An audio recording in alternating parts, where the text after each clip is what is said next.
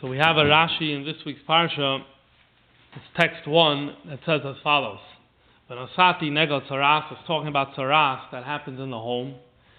And the Lashon of the Pasuk is, the Eibishter says, I am going to give Tzaraas. I am going to place Tzaraas, which is different from the Tzaraas on the body and Tzaraas on the clothing. It doesn't say Hashem is going to give it. It says it's going to happen. It sounds as though, usually we say God is giving something, it sounds like it's a positive thing. So Rashi immediately comments on this, and Rashi says the following, B'soiro hi lohem, it indeed is good news, shanigoim boim aleim, that they're going to have this type of Tzaraas. Why? Because the ancient Amorim hid matmania shalzov, treasures of gold, hidden treasures of gold, bekirois bateyam, in the walls of their home, kol arboim shana shal Yisrael midbar, for the 40 years that the Yidden were in the midbar. In other words, they were waiting any day the Yidden are going to come. They assumed it's going to be right away. It took a year, it took another year, it took another year, it took another year. They knew eventually the Yidden were going to come. So for us, the duration of this 40 years, they were busy burying their treasures into the walls of Eretz Yisrael. Through the Tzaraas, the Jew would crush the wall, demolish the wall, and would find these treasures, and hence it's a bracha. So it is appropriate. An asati nega Tzaraas, God is placing it there. It's as a positive thing. But Pashtos, the Amorim thought and assumed that they're going to be coming back one day. Very often, a war comes, a foreign army invades, and you need to leave. But you have a hope, the right of return. You hope that it's going to happen. So that's for Pashas why they hid it there. The Rebbe says in the Sikha that they hoped that we'd come back. But Poil, they never came back, but they had it in. Where did Rashi derive this teaching from? Where did he get this teaching from? It's from the Medrash. So let's read in the Medrash as well. There are a few differences between the two. It's not going to be the focus of today's shir. States in Vayikra Rabbah as follows. Tani Rab Shimon ben Yochai. Rab Shimon ben Yochai said, Kiven sheshamu Knanim, sheYisrael boim aleim. When the Knanim heard that the Jews are coming, Amdu v'hitminu mamoina bebatim uvesades. They hid it in the homes and in the fields. So here it specifies in the fields. Amar HaKadosh Baruch Hu says, the Eibishter Aniv tachti laveseim shani machnes es b'neim la'aretz mlei kol tuv. I promised their ancestors that they're going to come into Eretz Yisrael, and it's going to be full, it's going to be good. Shenamar batim le'in kol tuv. So HaKadosh Baruch Hu says, so what does the Eibishter therefore do? Megare negoyim bepeisa, he causes the Tzaraas to be in the home.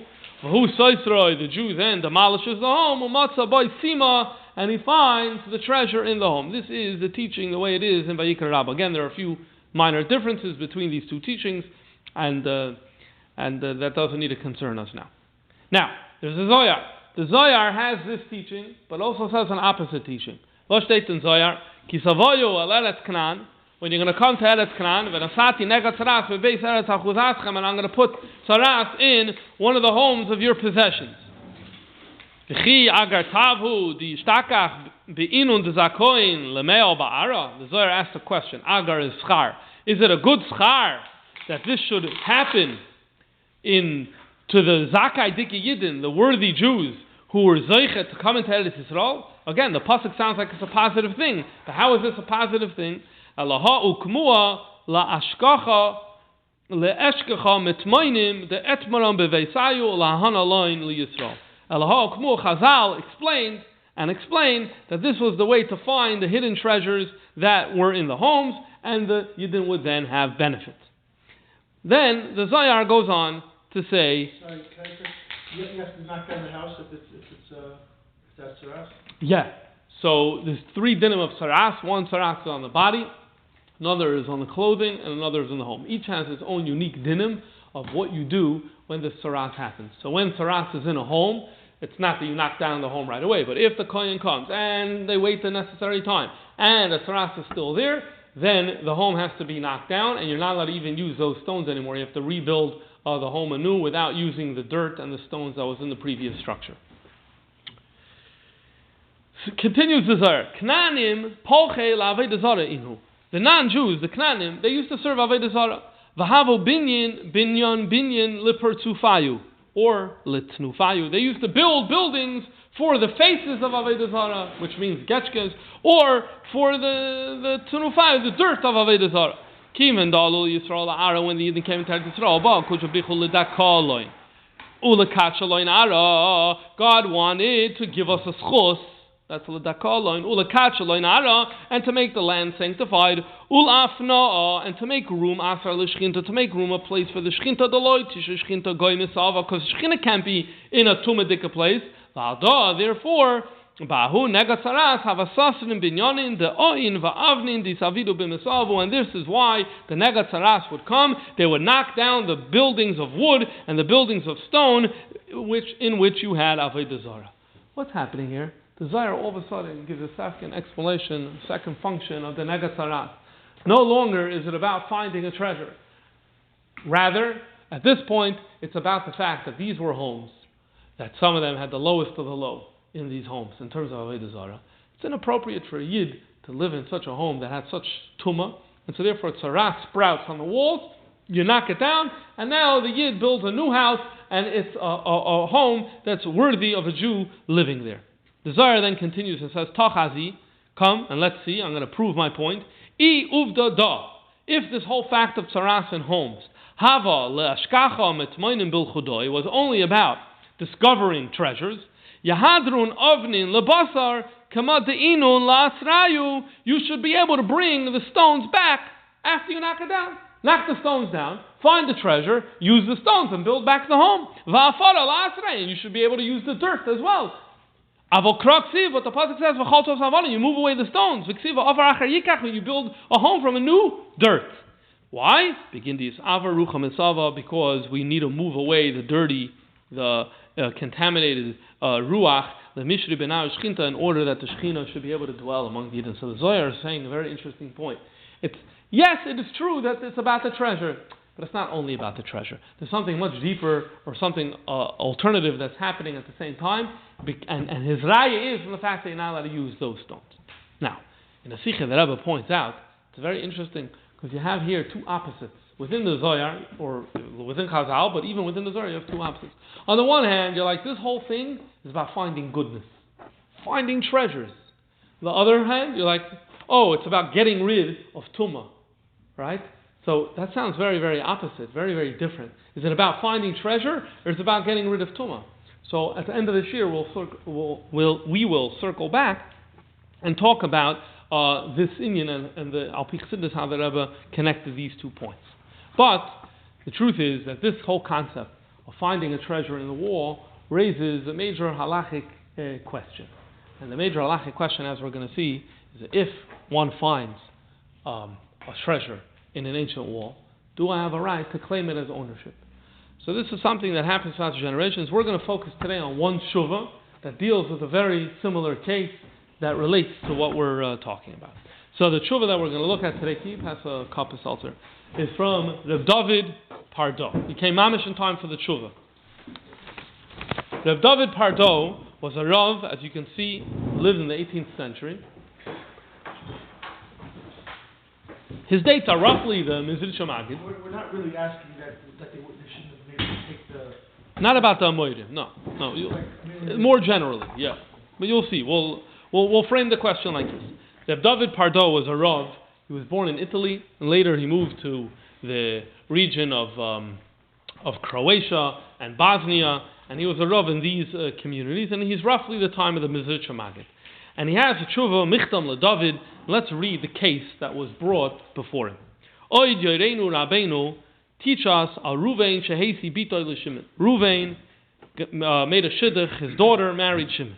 Upasak la nedunya, and the way it works is you dowry. So the father of the Kala promises a dowry for the couple, tachshitin, ornaments, ubgadim, and clothes, bishuma. And this was, they had it assessed. What do you call it when you have appraised? They had it appraised.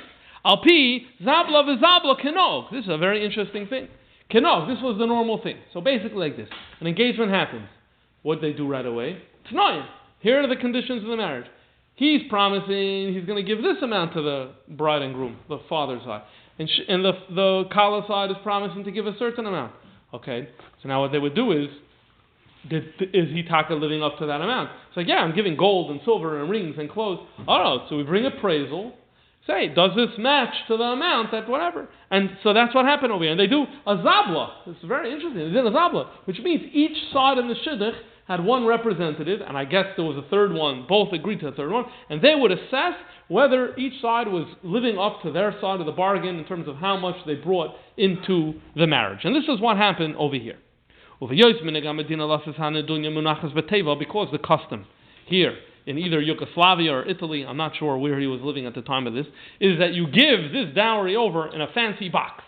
And this is the gift from the father to his daughter. So he took this whole dowry of all the stuff, and he got a chest, and he put it all in the chest, and he brings it over to his daughter's house and says, this is matana. The chassan, the man, the chassan, he's searching around in this dowry chest. He found some small boxes, shkapiti belav, don't know what that is. And behind these small boxes, there is a little passageway that is otherwise concealed. And he started digging, I guess, with his hand to find the opening for this passageway.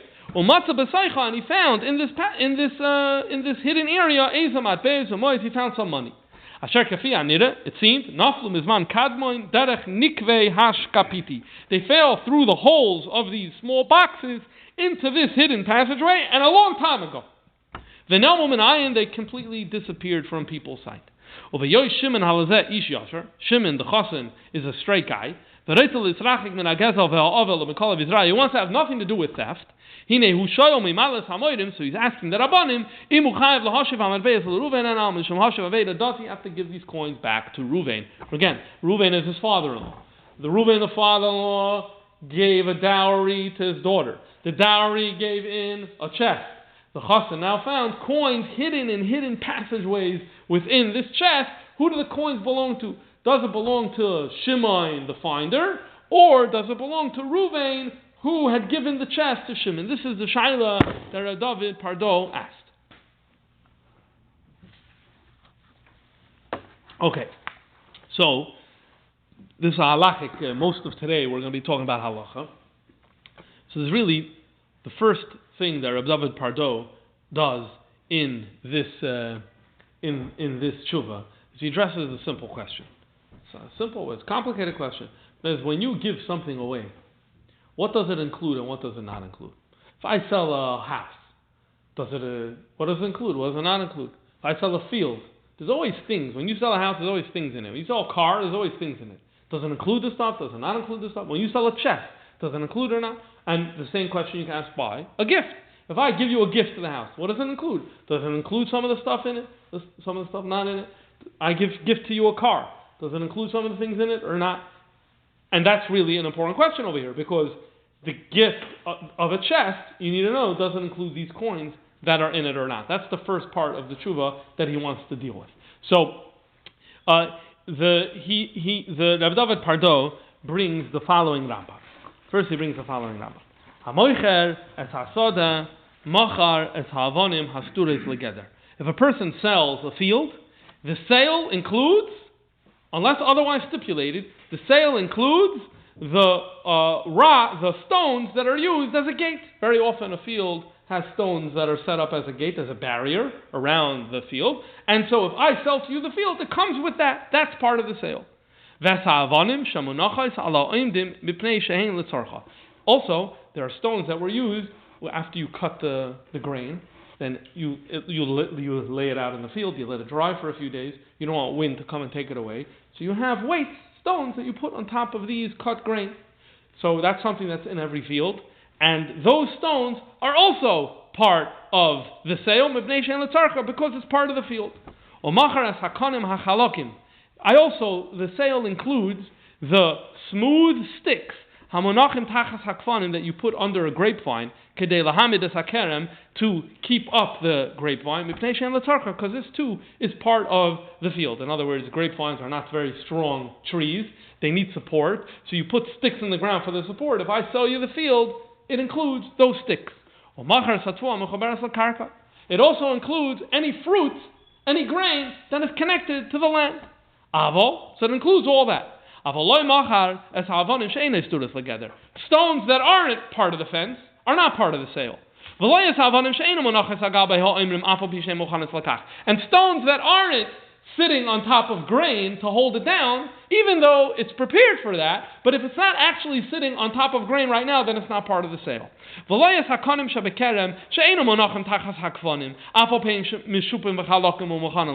The sale does not include the sticks that you could use for grapes if they aren't presently right now being used to hold up grapes. If grain has already been harvested and cut, even if it still needs to sit in the field for a few days to dry or for some other reason that it needs to be in the field, it's not included in the sale. In other words, what's the Rambam here trying to do? Obviously, when it comes to money, kol t'nai sheb'ma'av and kaya. You write up a good contract, you could solve all these problems. Tell me what you want in the sale, what you're including, what you're excluding. You write up a good contract, no problem. The question is, what happens if you don't write a good contract? And what happens, then you can say, minhag hamedina, what does everyone do? That's also true. But what if there is no minhag hamedina? So you didn't do your own contract, and you don't have a minhag hamedina to follow. So then what do? This is the default. The Rambam gives you some things are included in the sale, some things are not included in the sale. Continues the Rambam, what if I don't write up a contract with all the details, but I just say, I'm selling you the field and everything in it, so then all of these things that we said are not going to be included in the sale are now part of the sale. When is this said? By a sale. Why?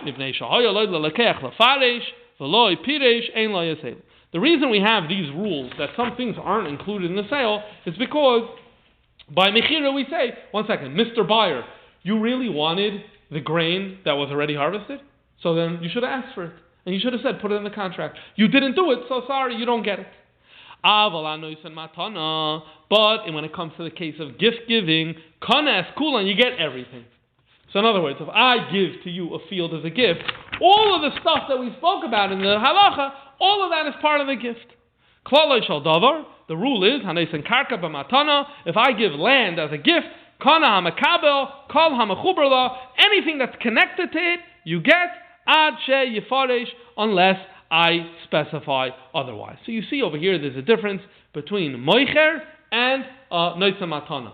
In Gemara language we say that there's an assumption that when you give a gift, you have a mind to give the broadest gift possible, and so therefore it includes all these things. It's interesting the Rambam doesn't actually use those words, doesn't explain that rationale. The Rambam actually gives a different rationale. He's like, by a gift, what's the recipient supposed to say? Hey, I also want this. A recipient can't say anything. So therefore it includes everything. But by a sale, a customer, a buyer could say, hey, I want to also include this. So you have the right to say it. You didn't say it, so it's your loss. So Rambam, it's interesting, gives a little bit of a different svara of why it is that way. But what do you see from here? You see that by a gift, we're much more easygoing to say, it includes it.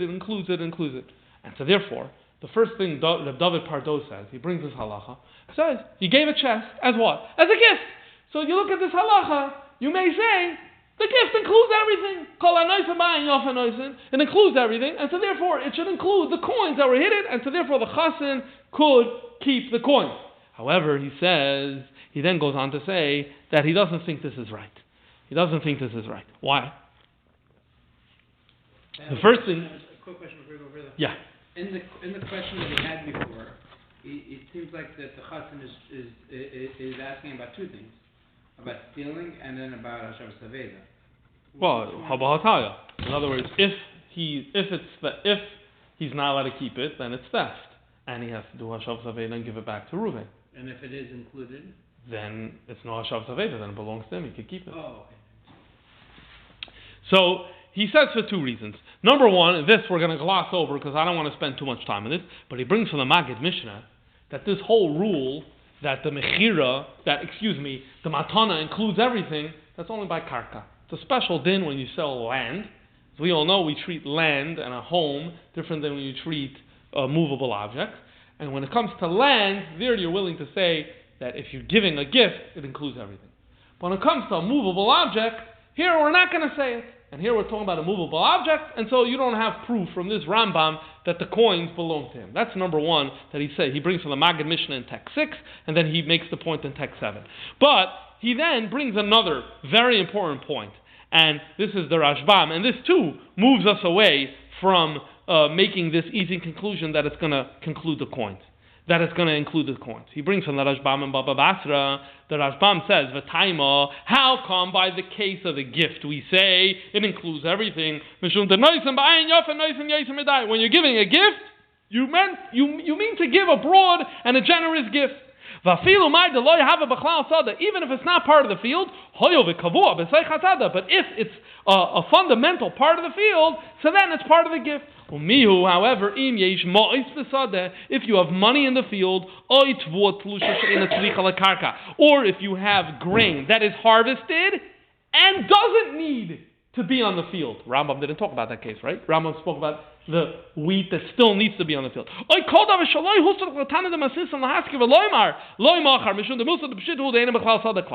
anything else. He gives two examples and says anything else that is so clear it's not part of the field, then oh, what does that Ashbam say over here? Ashbam says, hold your horses. When we say, even by a field, even by a gift, that it includes everything, what are we talking about? We're talking about things that an objective observer would say, this is part of a field. So, for example, the stones that are used sometimes for holy, even if right now they're not in operation, it's part of the field. It always sits here. It always sits here as part of the field. Right now it happens to be, it's not holding down any grain, but it's part of the field. Or tvua, it's harvested, but it still needs to sit on the ground because it needs sun or it needs whatever it is. Okay, so it's part of the field. But what happens if there's a helicopter propeller in the field? What does a helicopter propeller have to do with the field? It just happened to be there at that time, so it's part of the sale? No one would have a havamina that it's part of the sale. When I told you, by the way, I want to sell you my field, I never for a second would have thought that it has to do with a helicopter propeller. Okay, so where do you draw the line? So he says, money also. What does money have to do with the field? Money has nothing to do with the field. So the money is not part of the sale. And he says grain that doesn't need to be there is also not part of the field. So all of a sudden the Rashbam limits this, and Rab David Pardo brings this, and he says that once you look at that, so then come back to our case. The guy gave a chest. What do the coins inside the chest have to do with the chest? They have nothing to do with the chest. And so because they have nothing to do with the chest, the fact that he gave the chest as a gift should not include the coins. Let's read this conclusion, because he's not going to knock off this conclusion. This is his conclusion, number 9. I believe that the chasen was not koine the coins. Although it is true that the shver wants to give him the chest with all the things that's in it, right? The dowry,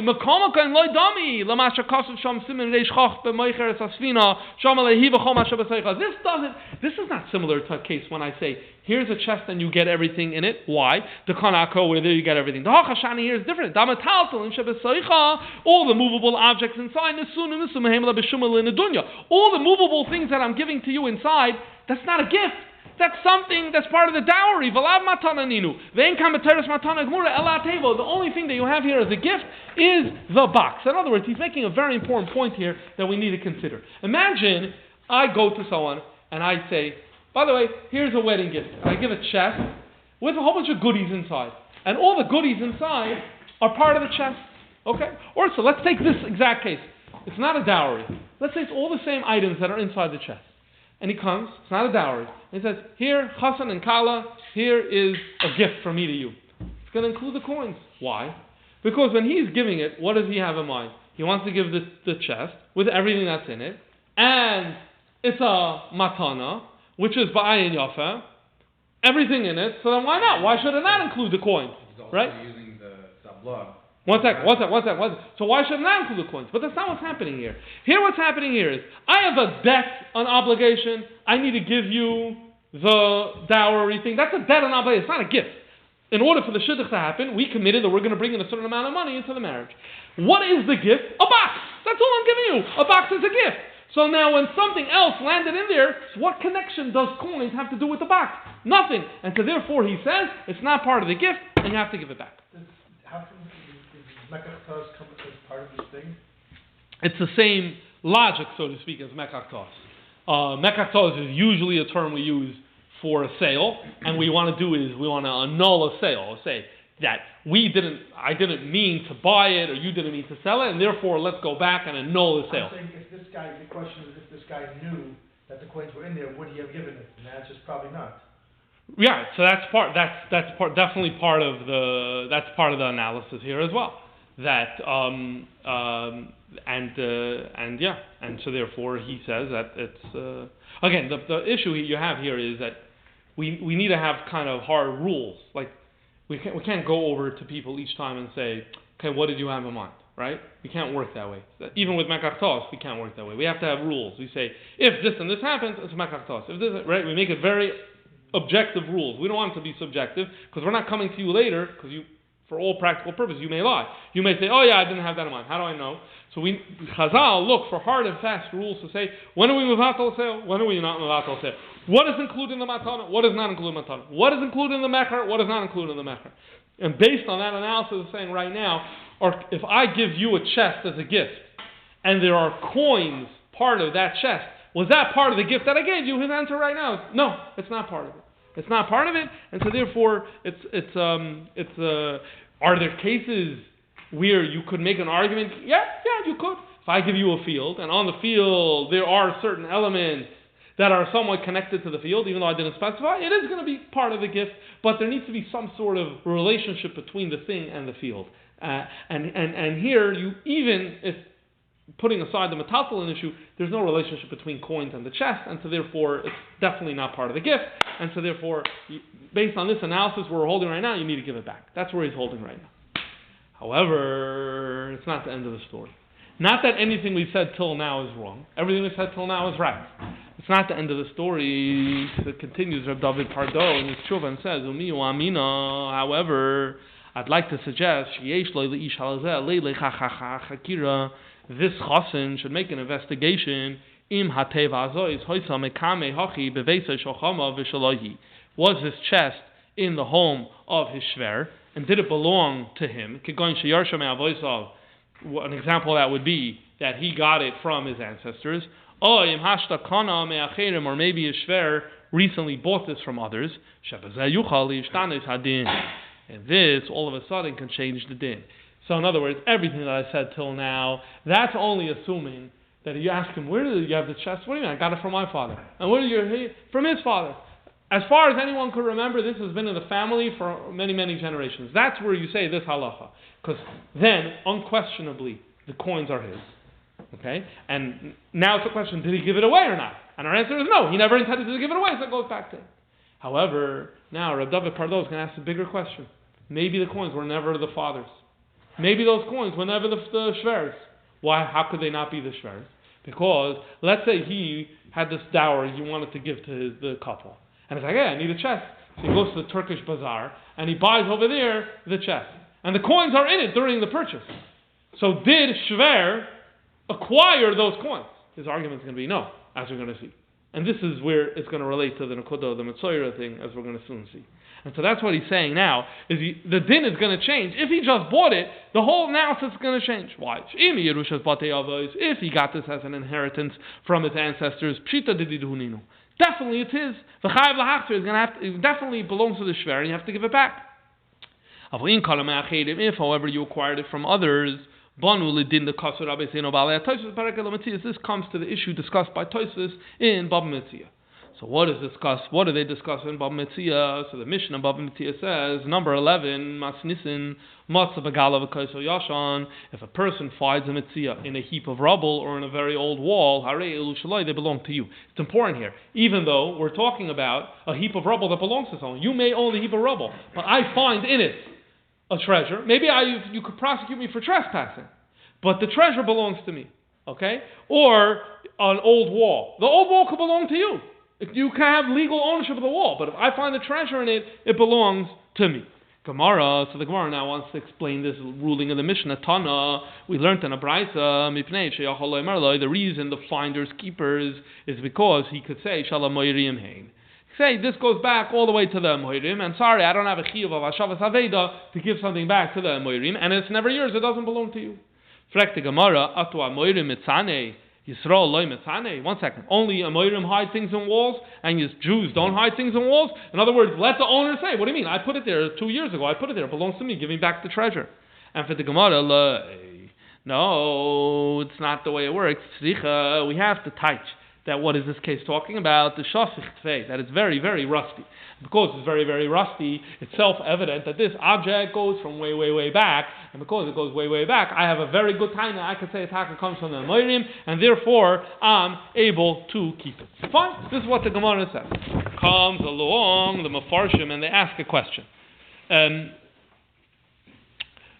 Derech Agav, before we get to the Mefarshim, because in the middle of the halachic analysis, there's a question, there's a pirush on the Torah that was printed, mamish a few years ago. They found a Ksav Yad, and they say that it's like from the generation of Maram Rottenburg, and that it was someone who was a Talmud Chaver of Maram Rottenburg by the name of Chaim Paltiel. I'm not sure what the history of the word, or the name Paltiel is, other than the fact that it's a name in the Torah. So we don't know a lot of people that went by that name, at least I don't.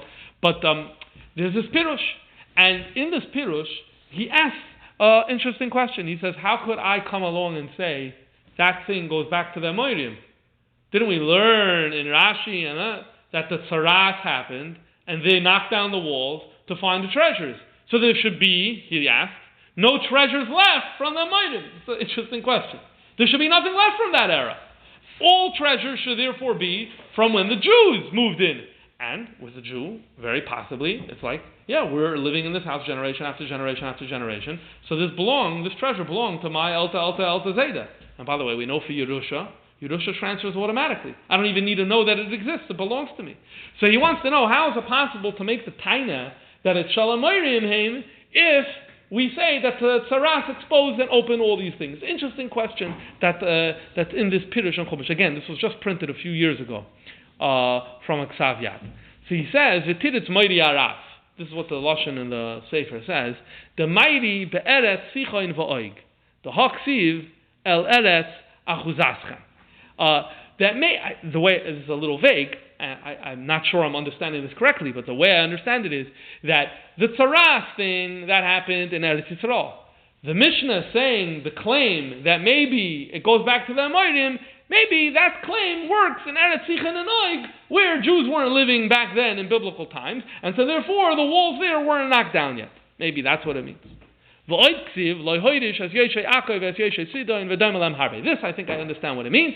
He brings from a pasuk in Yeshua or Shoftim that says the Jews weren't successful in conquering all the areas in Eretz Yisrael. Because they weren't successful in conquering all the areas in Eretz Yisrael, so by definition, Amorim continued living in those homes. There were no Jews there to knock down the walls, and so it's possible that the treasures remained in the walls even after this earlier era or whatever. They only put the treasures in the wall because the Yidden were coming. Right. So why would they still be there? Okay. I don't know. Maybe you come up with an answer. Okay. Then he goes, I don't think it's a nearly the loy kasha. I myself don't think this is much of a question because the way his answer is that Tzaraas is even the ones that are buried very, very, very deep in a way that normally you wouldn't be able to find them. So that was through Tzaraas. But it doesn't mean that every single treasure was out. Maybe some treasures were left in a wall, and God knew that in the next few centuries it's going to come out, so He never put Tzaraas there, and so therefore it's possible for it to come out. So that's the answer. Much later, the sefer called Edus B'Yosef from a Rav that lived in the 1700s, he asks the same question, and he gives the following answer, also a practical answer. When did a nega Tzaraas come on the wall? Let's say the house was worth $500. The treasure was worth $600. So then Hashem put Tzaraas on the wall, knocked down 500 to get 600. What happens if the house is worth $500, the treasure is only $100? Then God never would have done that to a Jew. What, to knock down a house that's worth to knock down a house that's worth $500 to find a treasure only $100? The Abishah would have never done that. And so that treasure ended up staying. What about the other reason that you said about getting rid of the desire? Okay, it's a good shaila. Doesn't work for the Zohar. Okay, Akopanim, it's just interesting. You have one Rishon and one Achrain that are struggling with this question, each one coming up with an answer of how is it possible that there should still be a treasure from the Amorim despite the teaching of the Tzaraas. Fine, so we come up, whichever one works the best. Fine. Now that's one big parenthesis. We have here a bigger question, a halachic question. What's the halachic question over here? Hold on a second. You're saying these gold coins belong to an Amoiri. I don't have a Chiyav HaShavs Haveda to him, even if I could find him. Alachas Kama Kama, that it's not possible to find him, and therefore I could keep it. Hold on a second. On whose property did you find these coins? You found these coins on my property. I'm the owner. One second. Don't we have a din? Chatzere Shaladam Koina. There's a din that your property can make a kinyan for you, even without you knowing. There is such a din. And we pass it like that. There's a whole bunch of rules and exceptions, but without going into the details, the fact is, you take a classic case. You go to work, you have a home, let's say it's right across the street from a park, and there are tennis balls that land in your property. They land there in your property. Those tennis balls, the second they land on your property, and the owners, they don't try getting it. They don't call you to try to get it. The second they see it flies into your property, they're masker. Those tennis balls, you don't know. You have a vacation home, you're in Florida, you don't know. You were kind of those tennis balls. If it's a chatzar mishtameres, meaning there's a gate around it, you were kind of. Why? Because that's how it works. Chatzar is kind of right away. So Frexach Apash the Shaila and Toysus immediately asks this question. Yeah, let's say it's from the Moirium. No problem. I was kind of. So I called you over to do a plumbing job, and you started digging in the wall, and you found it. Yashakayach, you find my treasure, because I was already kind of, it goes through my chatzar. It's interesting. The Gemara doesn't ask this question. It's really a question that even you would expect the Gemara to ask. The Rishonim all ask this question. The Toysus asks this question. The Mordechai, all of them ask this question. Let's read it inside in Toysus, number 14. Let the chaser be effective as being a kinyan for the owner of the heap and the owner of the wall. And for Toysus, a moededike chiddush and a moededike teaching. The ein chaser koina bedavar sheyachal liyeh shloim senu loyim. Chatzar does not work to be koina something where it is possible or reasonable to assume that you're never going to find it. Where, in a case like this, where it's hidden deep into the wall. What's Tosafos' argument over here? Tosafos' argument is that, chatzar works as something to, in order for a chatzar to work for a kinyan, there needs to be an element of das. Das means that your mind's thinking about it. You can't have a kinyan in Judaism, B'chlal, without some element of das. So, you have an element of das when you have a home, that your chatzar is going to be an acquiring tool for you, for things that are on a level where it's shaykh, you're going to find it. But if something is so well hidden that it's very, very possible that it's never going to be found, so that's so far away from your mind, and so it's so far away from your mind, so your chatzar is not koineh. So basically, the test that you need to ask yourself is this thing likely to be found? That's the question you need to ask. Is this thing likely to be found? So tennis balls on your property, yeah, when you come home, you see them there. So it's likely to be found. So then you own it even before you see it. But if it's not likely to be noticed or to be found and could go like this for hundreds and hundreds of years, then no, the chatzar is not effective in being koineh these things. That's Tosafos' answer. Now, interestingly, the Mordechai, one of the generation, the student of the Maram Rottenburg, he gives another answer. Same question, different answer. What does he say? We don't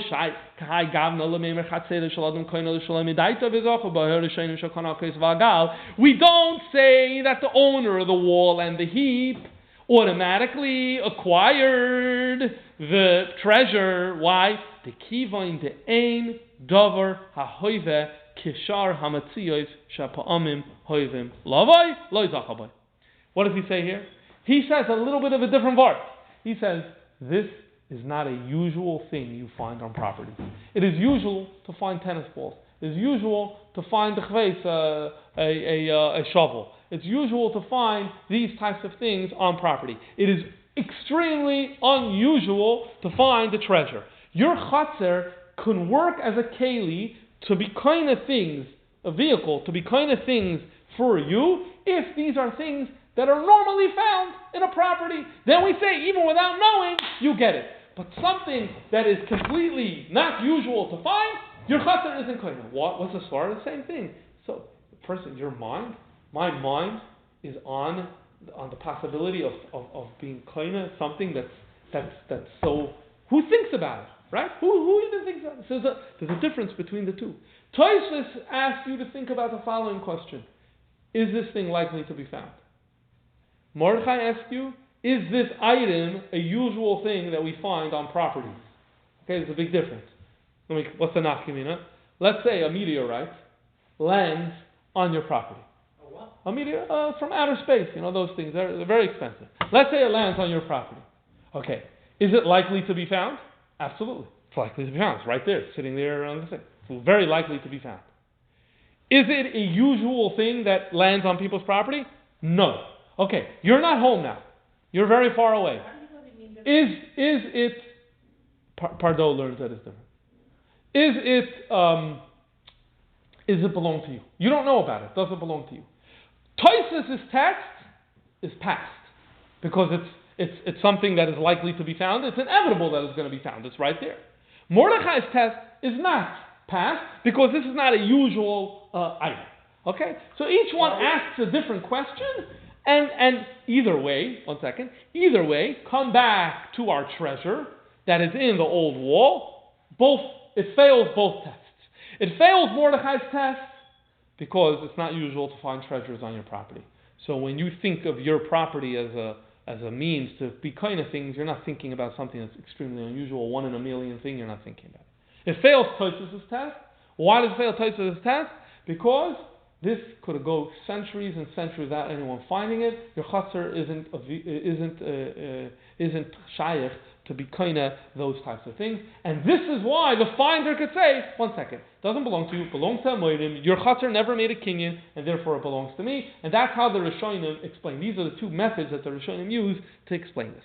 Now, the David Parno is going to come back to our case of the chest, and he's going to put the same test, B'negeya, this chest. One second, you want to add something? No. Okay. So what does he say? Number 16. Me'ata, now, Pesach Pasuach Matzasi, I have an opening, Tibinida and Dindan, in our case, if the Shver bought this chest from a random guy, Lekulu Pirushi Dilail, Loikana Amois, Halalu, Shahayatmunim Valume Ayin. The Shver never acquired this money. Why? These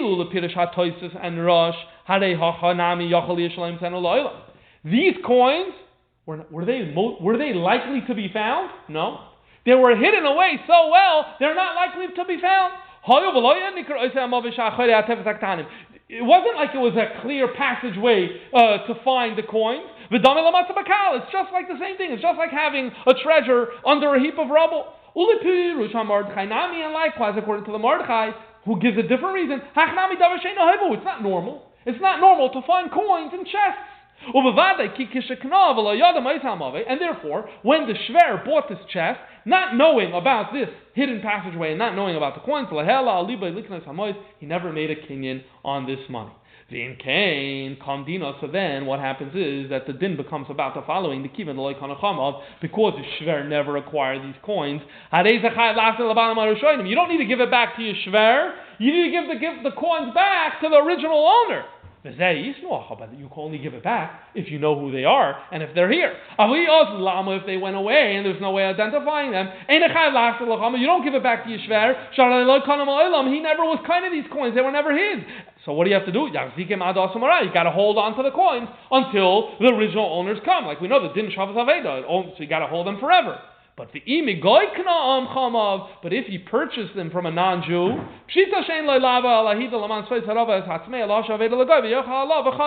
you're definitely not going to return it to the non-Jew. We'll explain some of these words here in a second, and therefore you could keep it. So this is basically what he's saying over here. He's saying like this: Yerusha, if this has been in the family line, then the Shver owns the coins.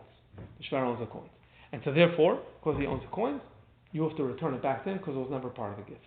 If, however, he purchased it, so then we ask the following question. He bought it from a Jew, so then the Hashav Zaveda goes back to that Jew. He bought it from a Goy, there's no Hashav Zaveda for the Goy, you keep the coins on your own. He brings a Gemara. The Gemara says, Laman Tzvoy Tzarava Es Hatzmeya. So what's this Gemara? Let's just see it inside. Sanhedrin Ayin Vav Amid Beis. Amar Rav Yehuda Amar Rav. Hamasi is Bita Lezakin. If you give your daughter to an older man, or Hamasi Isha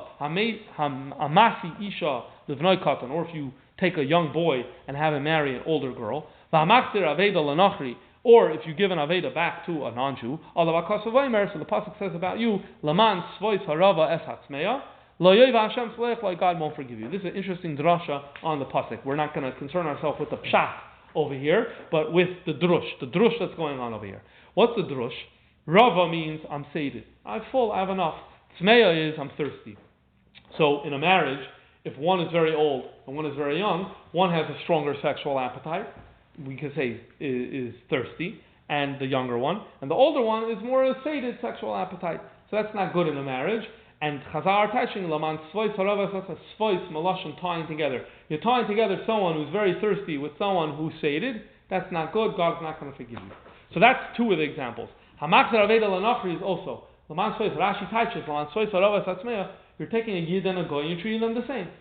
Svois connecting Rava Tzmeya. A Goy is Rava, Alt is good. I'm all fine. I'm happy. I have what I need. A Yid is Tzmeya, Sameh L'Dvar Hashem, or whatever. and you're treating them exactly the same. So this is a Gemara that basically says that Hashavas Aveda shouldn't be done for the non-Jews. So he is quoting that. Now, on that subject, we should be aware that the Alter Rebbe in Shulchan Aruch Paskins, Chen Aveda Sanachim Reteres. You're allowed to keep an Aveda from a non-Jew. You're not allowed to steal from him, but you are not. You don't have to return the Aveda. In fact, he says you're over Aveda because you're helping Rishoyim by giving him back an Aveda. But then the Alter Rebbe adds in the second paragraph in 18. The Alter Rebbe adds, if you're returning it for good PR for Jews, so that they should know that we are trustworthy people, then it's a good idea. And if it's going to cause a chilul Hashem, then you're not allowed to keep the Avera and you have to give it back.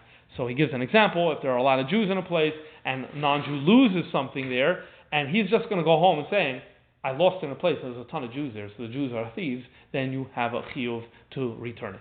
So, but al kapanim, that's just to give a little more context to this rule, so this is what Rav David Pardo is saying. He's saying that you don't have to return it, assuming that it came from a non-Jew, and that, interestingly, although he bought the chest, the Shver bought the chest, he never owned those coins. It's interesting, he never owned those coins, he was never coining those coins, and so therefore he's out of the picture. Then he goes further. He says, the Efsher, number 19, even when he bought it from another Jew. So what did he say before? Oh, then you have to hold it, Hashavas Aveda, for the other Jew. Now he says, you don't have to hold it for the other Jew. Why? Kiva and Dikas fake it. There's a whole bunch of doubts here. The Dilma, who you ask a simple question. 1 second. Let's say Yishver bought it from Yankel. You know for sure it's Yankel? Maybe Yankel bought it from Shmerel. And maybe Shmerel says, so you don't really know. Maybe he bought it Migoy. Even if it's his. Shama Yada, maybe he knew about the coins. And he gave up on it because so much time passed by Simon and there are no Simonim on coins.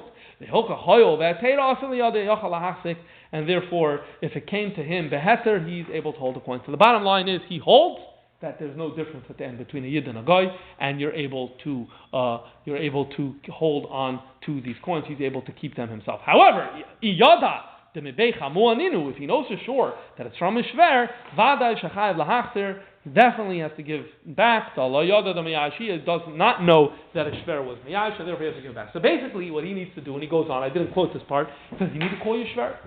And you need to say, by the way, I have a question. This chest, tell me the history of this chest. I need to know where it came from. You have to ask the Shayla.